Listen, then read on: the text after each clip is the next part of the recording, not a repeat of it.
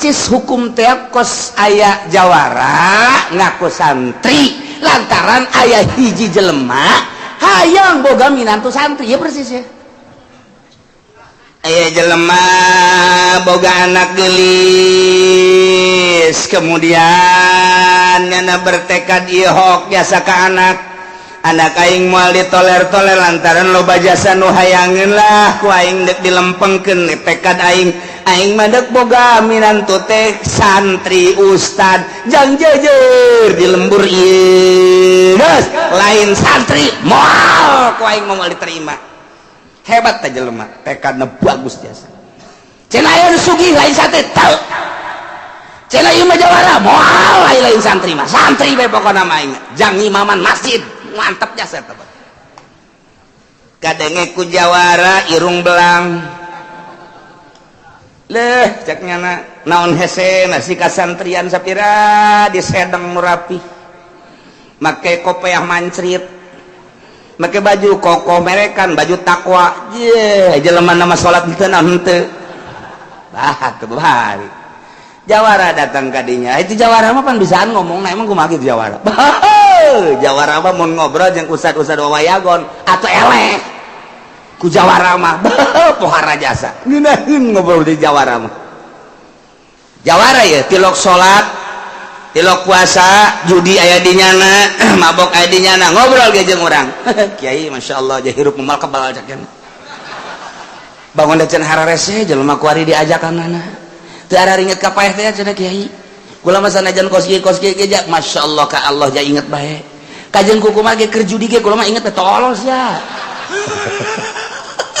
keseliwak kurang kadengekeun jawara kula coba-coba kukula sok diperhatikeun we kula sok sering teh kada ngajawara geus pararaeh ongkoh sok sering bisa teh budak ngomong sakira-kira diadukeun jeung santri-santri wawayagon mah tuh eleh dalil bisa nya jauh sok ngadengekeun pan jawara mah ngaji teh diperhatikeun ku nyana ngan lain jang pakeun jawara mah jang adu omong bisa ada jawara mah kos kitu eta nu mantep sing hade cek Kangjeng Nabi ngaji niat ngaji lamun lain jang pakeun haram cek Kangjeng Nabi sing hade se doraka jang elehkeun batur jang debat haram ulah jawara pagaweanan kiai cek jare teh masyaallah jelema kuari harese cenah diaturna heuh sanajan kuari mah jawara ge dijawarakeun ku batur ja asu ih teu kitu-kitu teuing cek jana teh artinya jak kepaeh ingat bae malah persiapan jang paeh ge kula mah saya duit geus disipiaskeun geus disiapkeun dibejakeun ka anak mun abah paeh tuh duitna jang salawatna jang ngajikeun jang jadi perhatikan tanda eta kula ingat bae ka paeh padahal mah salat tilok puasa tilok ka inget ka paeh mah tuh salat bego ieu mah henteu Pak teh jawara mah beungeun jasa ngomongna haji bab sodako cenah kuari mah hararese jasa dia kula mah sodako teh telek dihitung-hitung lamun masih kena hitung-hitungan sodako mah teu can jadi jelema cek nya kurang mah aya sinden sodako cek nya geus niat kudu sodako wae ge ka nyaho ni ku pangeran cek nya bego teh jawara kos karar itu cenah sodakona teh ditempelkeun di bujur di kitu-kitu wah ya jawara ya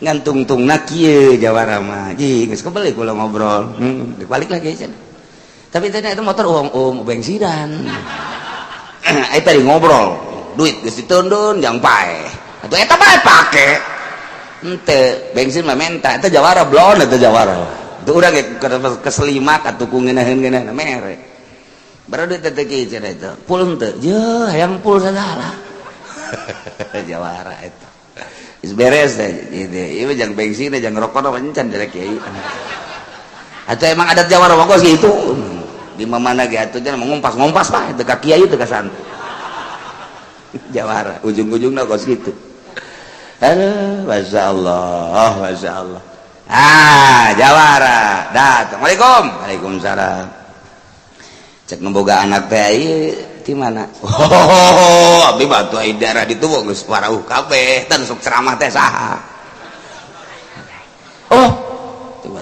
eta sok ceramah teh saha nya nanyakeun nya kitu nyahoun berarti kan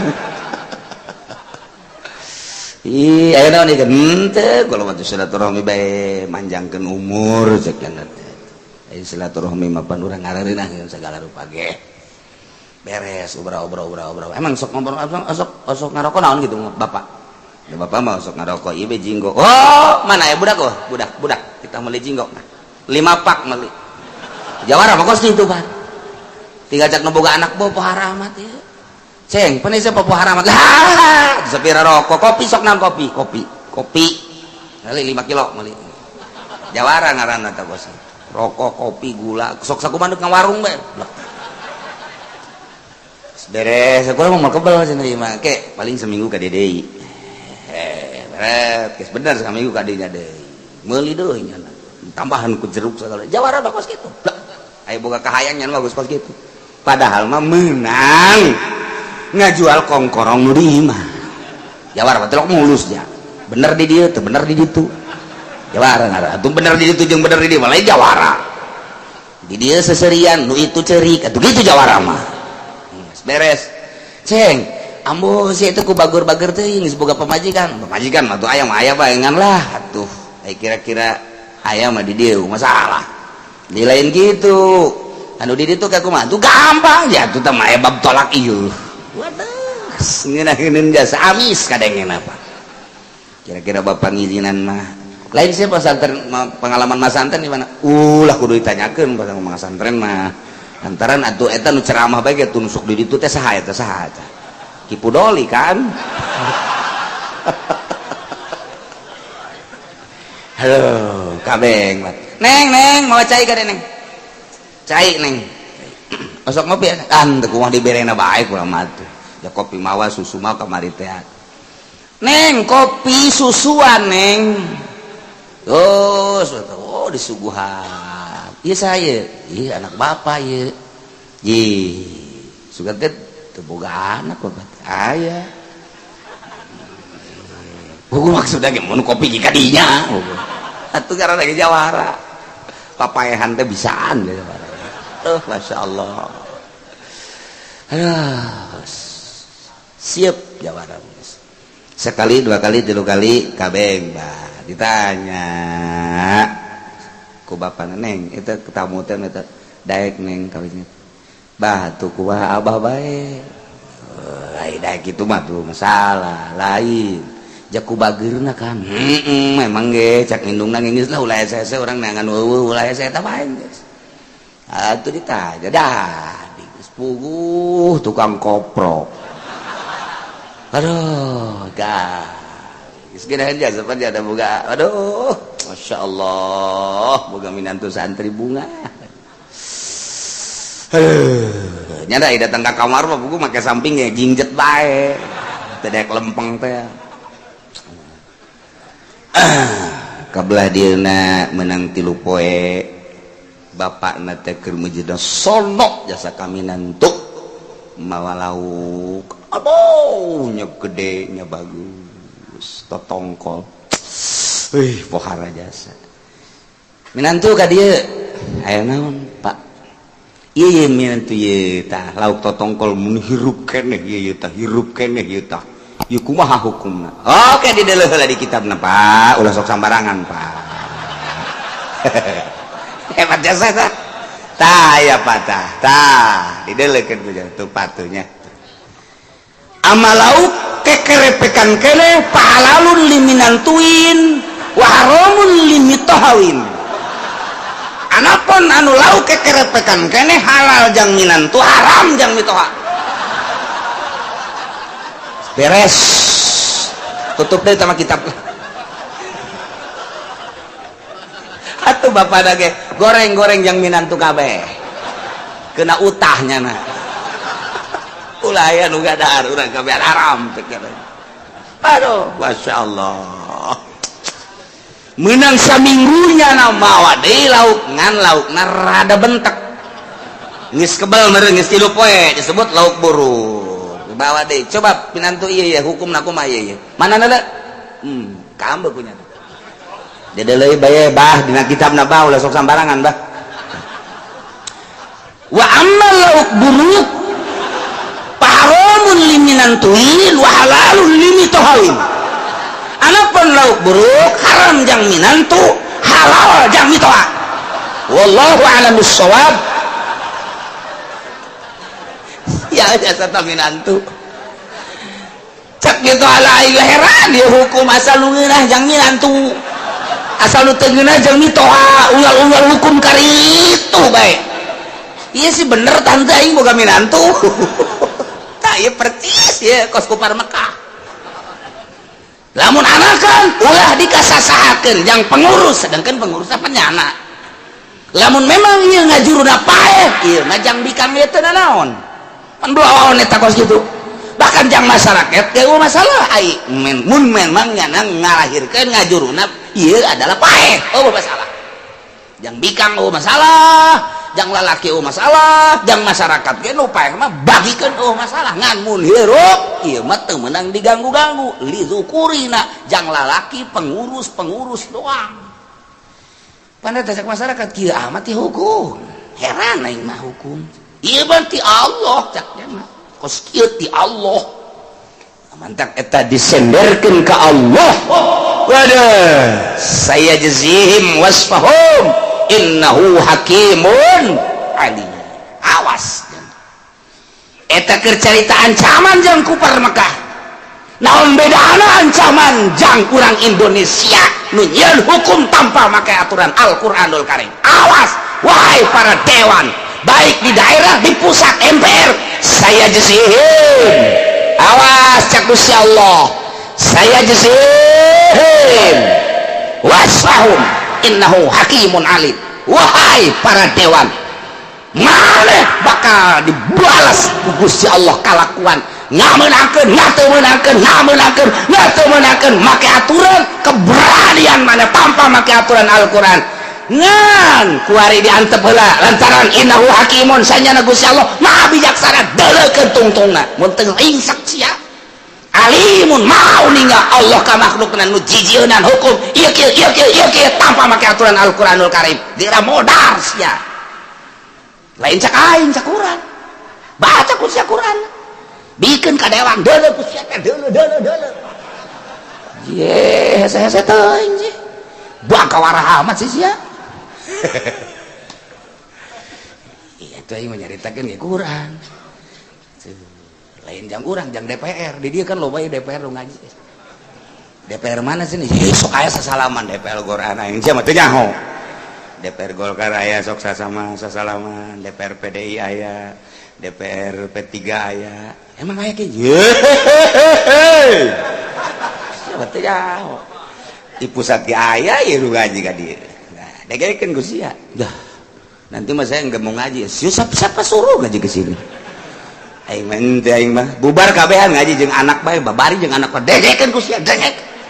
Anak degekeun pamajikan. Make wedak sia ngaji jeung aing. Ieu ngaji atuh. Lalagaan wae Ki Golkar mangajina. Mentak teu menyentuh-nyentuh. Tah, degekeun ku ceuli sia dewan. Ya, loba ya kuari dewan nu ngaji. Asal anu ised-isedan eta karah. Sehingga ada bahasa di sisi orang ised-isedannya nada.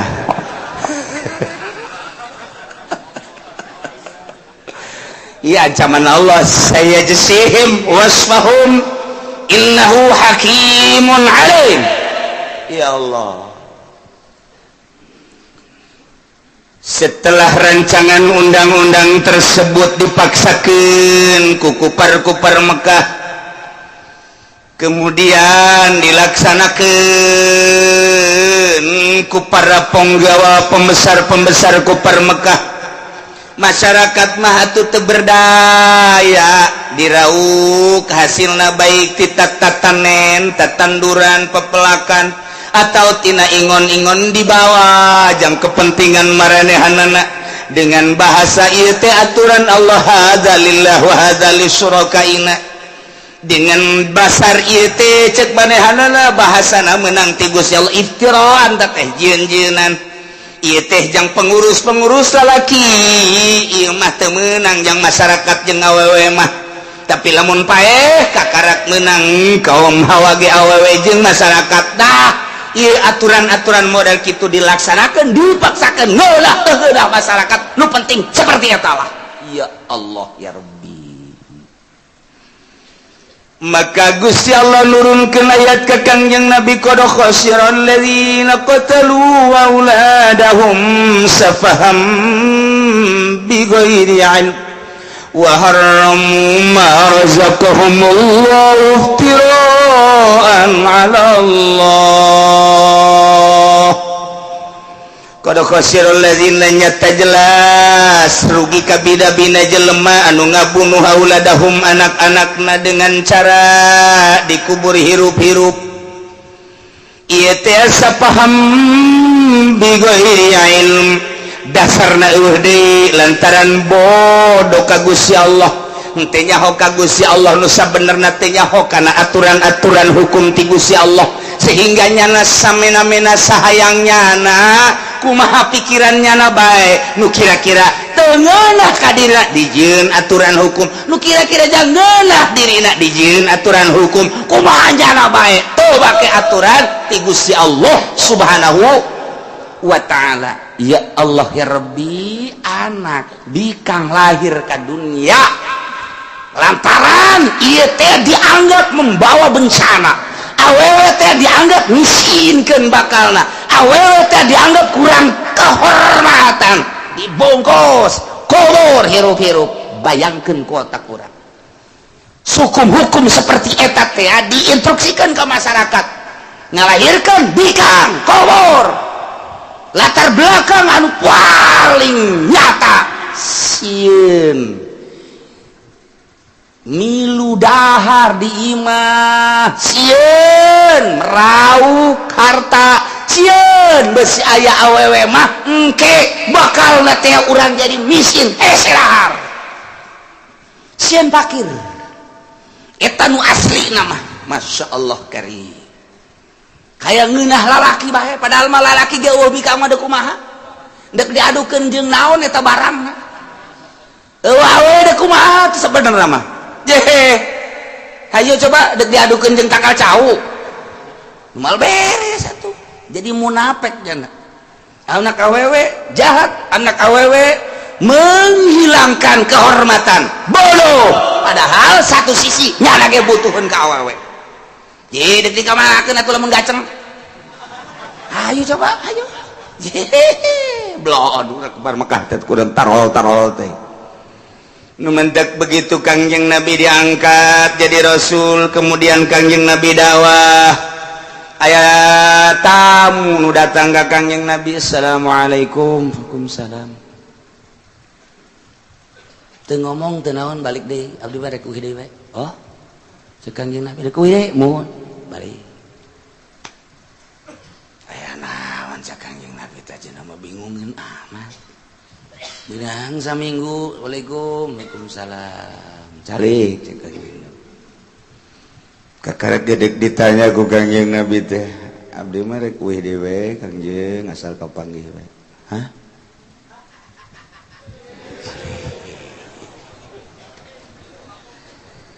Menang saminggu datang deui, assalamualaikum, waalaikumsalam. Cek Kangjeng Nabi teh ke ulah kabalik. Ulah kabalik. Kaula ningali anjeun lain datang ka dieu bae sapopoe ge di masjid katingali kom mahzunan.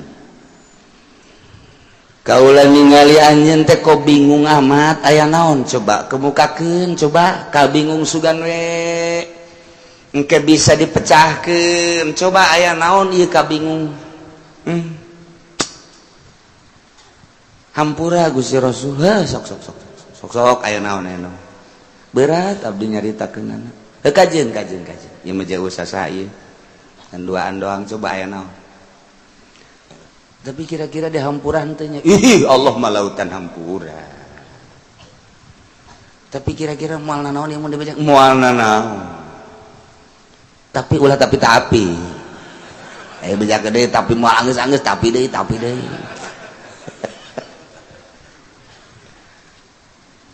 abdi teh umur ayeuna alhamdulillah geus kolot Gusti Rasul ngan abdi nikmat kapanggih sareng anjeun sehingga bisa ngarasakeun iman ka Allah, iman ka anjeun sebagai Rasul Allah. Bagus. Boa isuk boa page topan abdi mah ieu geus huis kabeh. Kelek ge huisan. Lain kelek bae orang tua nu huisan. Naon emang? Dihandap ge huisan. Hayu sok ngomong huis mah huis bae ulah sok aju ambalaya ka dinya. Ku kolot-kolot dacaknya halis huis, kumis huis, kabeh huis, horeng nu ditutupan ge huisan. Ayo abdi moal teruslah dongengna. Henteu sanajan henteu ka dieu ge rek dipanggil cek Gusti Rasul teh, sebab sapopoe katingali bangun pusing prihatin jeung nalangsa. Pan kaula teh Rasul Nabi nu diangkat jadi Rasul kudu ngalempeng-lempeng ngaberes-beres tugas kaula. Coba-coba aya naon kieu Gusti Rasul. Di zaman jahiliyah abdi kapungkur teh make aturan-aturan jahiliyah. Salah satu aturan jahiliyah anu kuari kula lamun ingat sedih luar biasa teh hiji. Naon? Eta mah harta dibawaan ka ditu, eta mah cenah sapi, eta mah onta, eta mah tatanen, teu jadi pikiran ayeuna. Percis mun kiwari mah company kitu. Urang anu tani nyana anu untung, urang nu dagang nyana anu untung. Company zaman Belanda. Nah, ieu mah kieu Gusti Rasul abdi hiji kainget-ingeteun bae teu bisa poho datang ka ayeuna ngan abdi mah ieu panghampurakeun ka Gusti Allah. Nya sok. Baheula teh aturanana di mana-mana. Indungna ngalahirkeun anak ka alam dunia, anak awewe mesti kena aturan buluh dengan cara temenang dipencet, temenang dipencit, temenang dipaehan, hirup-hirup kudu dibuntal, kudu dikubur. Didinya lantaran anak abdi katingali lain deui geulis bagus. Musyawarah jeung nu diimah urang salametkeun anak urang mah ulah dibunuh. Lantaran ieu mah kadeuleuna rada lain deui. Sifatan mata, tarang, irung, biwir kasaku sampurna.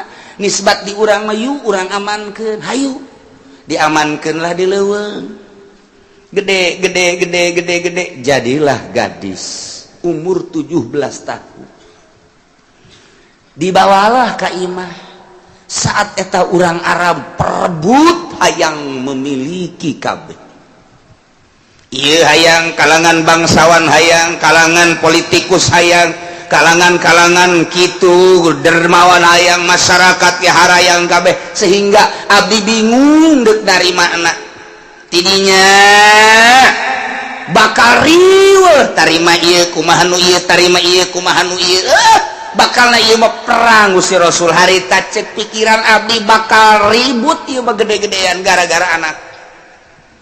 Nah ku ayana sakitu ku abdi dibujuk anak teh dek dibawa ka leuweung nyaba dek dibawa ka imah dulurna bebejalah ka indungna ku indungna diizinan padahal tekad abdi mah lain dek dibawa ka imah dulur dek dibunuh ku abdi akhirna nangizinan indung nambahkan dibere bekal jang selama di perjalanan jeung di ditu di imah dulurna.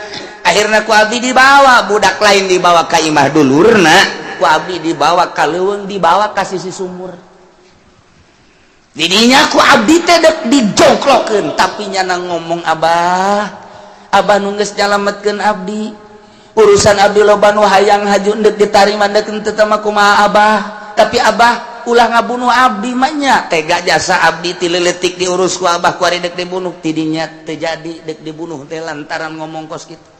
Tapi ingat ke bakal jadi huru hara sedangkan mun kanyahoan ku Abu Jahal ieu harita cenah cek nya geus pikumahaeun meureun saat eta Abu Jahal teh sanajan kekentring encan jadi naon tapi eta Abu Jahal geus pohara jasa abdi embung aya kaributan didinya ku abdi dibunuh deui nyana ngomong deui ka abdi seperti tadi abah salametkeun abdi atuh aing bakal jadi huru hara mah abdi mah teu di mana bae nu penting ulah dibunuh ku Abah teu jadi deui.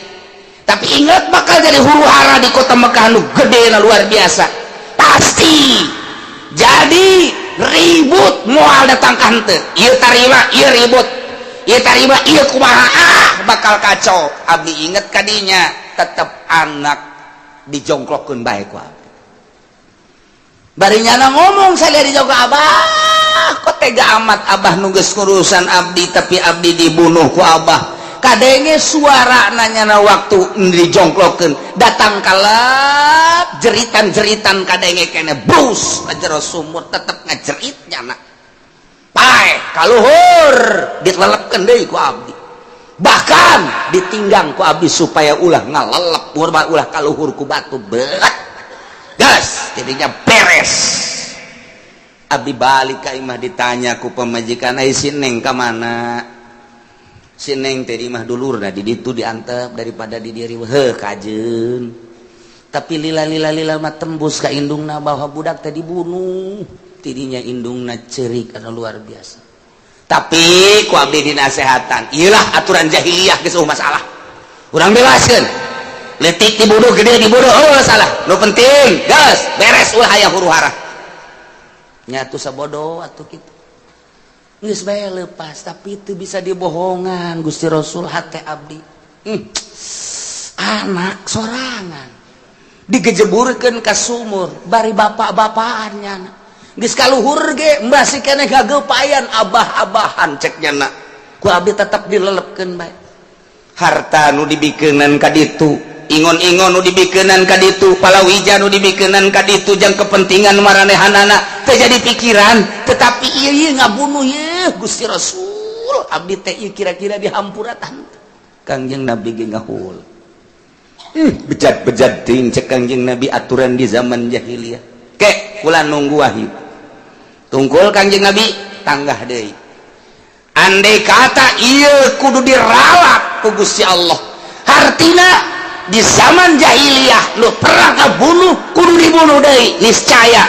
ulah bakal ngumpulkeun jelema-jelema ku ari di Mekah ngan Gusti Allah Maha Ghafur nu geus mah geus bae mulai ti kuari aturan-aturan jahiliyah robah makelah aturan Al-Qur'anul Karim geus Allah ngahampura ka anjeun ulah dipikiran alhamdulillah cek cenah teu kebal menang sapoe 2 pepae geus nikmat jasa.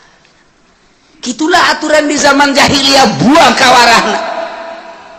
Pakai cek Kangjeng Nabi aturan Al-Qur'anul Karim ulah make aturan-aturan jahiliyah. Robah. Dirobah ku Kangjeng Nabi dengan singkat. Mekah, Madinah, makelah ke Al-Qur'anul Karim. Pupus Kangjeng Nabi di Madinah, dilanjutkan ku Khulafaur Rasyidin, makelah Al-Qur'anul Karim. Dilanjutkan ku para tabi'in, tabi'in, dipakailah ya Al-Qur'anul Karim. Lah eleh deui kebudayaan teh ku kafir, ku Kristen, ku Yahudi, naik deui Islam. Tidinya setelah naik Islam setelah 500 tahun ka dieu plek makin gede tatahanna ti Yahudi jeung ti Nasrani terus teu meunang aya nu ngembut dek ngembangkeun agama bodoh bila perlu teu make langsung Yahudi jeung Nasrani makelah tangan-tangan Yahudi jeung Nasrani urang Islam dibunuh ku Islam Kiai dibunuh deui ku orang Islam. Yeuna aturan-aturan datang ka kuari. Geus kuari teh hampir sarua. Urang mun ngadenge kos kitu make aturan Yahudi, make aturan Nasrani. Ku Kangjeng Nabi dititah robah pakailah aturan Al-Qur'an. Urang cuman maca tafsir doang mampuhna. Pelaksanaan mah teu bisa. Pelaksanaan mata bisa. Nah iyalah para jamaah kaum muslimin wal muslimat rahimakumullah urang nyaritakeun tafsir nempo ka zaman jahiliyah encan urang nempo ka zaman Kanjeng Nabi Isa atau enggeus kamari ieu saeutik urang encan nempo di zaman Kanjeng Nabi Musa encan nempo di zaman Kanjeng Nabi Sulaiman Masya Allah dimensi zaman anu geus kaliwat Kanjeng Nabi Adam urang nempo dina tafsir jelas ieu urang keur nempo di zaman jahiliyah pembuatan rancangan hukum seperti eta dipaksakeun jang masyarakat wabeh jang penggede kuari karasa deui ku urang kos kieu lah aturan-aturan manusia mah salilang.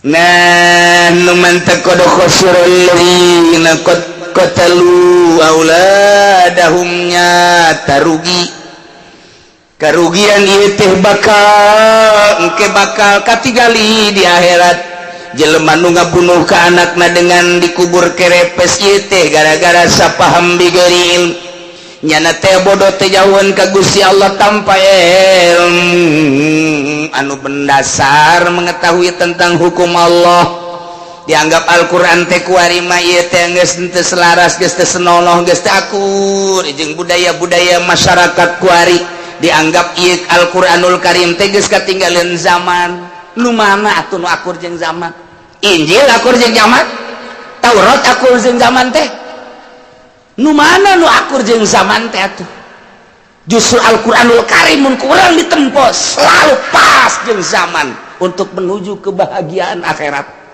tinggal kesadaran urang na bae nah ieu Al-Quran teh wa harramu ma razaqahumullah sangeunah-ngeunahna bae kufar Mekah teh ngaharamkeun naon nu geus dirizqikeun ku Gusti Allah onta diharamkeun teu meunang diganggu teu meunang ditumpakan jang pengurus-pengurusna kesembahan-sesembahan eta teh kapan dirizkian ku Gusti Allah menang Gusti Allah rizki teh jam urang kabehan bari jana ngaharamkeun anak iftiraan Allah gawe-gawe ka Gusti Allah disandarkeun ka Gusti Allah awas qad dallu wa ma kanu muhtadin nyata sasar nyana saeutik teu meunang pituduh tinggal kerugian jana deui ka yaumul kiamat. Lamun eta ancaman ti Gusti Allah jeung jahiliyah anu nyieun gagawean sageunahna sandaran ka Gusti Allah naon bedana di zaman kuari ge teu make Al-Qur'an sageunahna nya nyieun hukum diancam ku Gusti Allah qad dallu wa ma kanu muhtadin sasar berarti teu meunang pituduh. Iyalah tafsir nu ku urang dibuka supaya urang nyaho sing hade horenganan bakal nerus hirup urang teh baheula di zaman arwah geus kaliwat kuari urang di alam dunia keur meujeuhna bergelut ulah sok sangeunahna nafsu urang pemikiran urang hanya meraup keuntungan jang urang jang pagawe isuk pageto di mana berhadapan jeung Allah sedangkan urang kabehan bakal babalik ke Allah dibaca ku urang inna lillahi wa inna ilaihi rajiun urang nu salamet ngeunaheun nikmat jasa DPR pemerintah anu ngalaksanakeun teu make Al-Qur'anul Karim mampir heurang ke di neraka jahanam urang dadahan heuy Pak kemana dulu Pak jangan bapak-bapak sekarang mah iya bapak kan dulu pengurus ya jangan ngomong begitu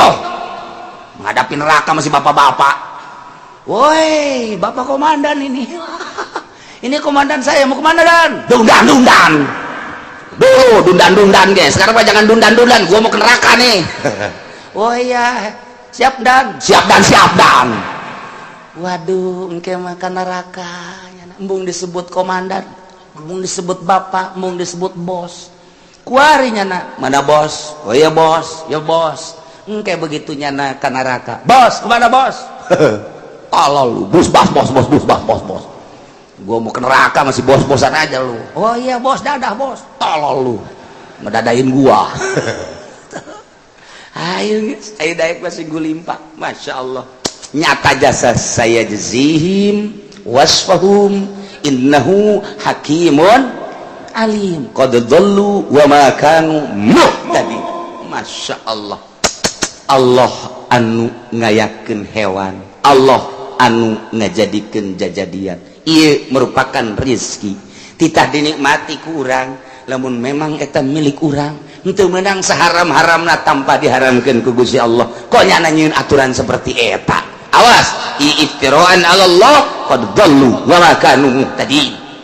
Nah ke Allah nyiptakeun deui eta kakarak tidak ingon-ingon ulah sok saharam-haram le cek Gusti Allah teh maka make aturan dipaksakeun amat salila halal kan saya menangkan ulah sok sambarangan ya ieu tina itu tatanen perkebunan bakal dijelaskan ku Kangjeng Nabi melalui Al-Qur'anul Karim ti Gusti Allah. Kangjeng Nabi ngajelaskan jang nempas hukum-hukum nu tadi kakarek hiji anu diturunkan tadi dua hukum hiji qad khasiral ladzina qatalu auladahum ieu gara-gara sabab nomor kedua haramu ma razaqahumullah nomor katilu wa huwa alladzi ansha'a jannatin ma'rusatin wallahu a'lam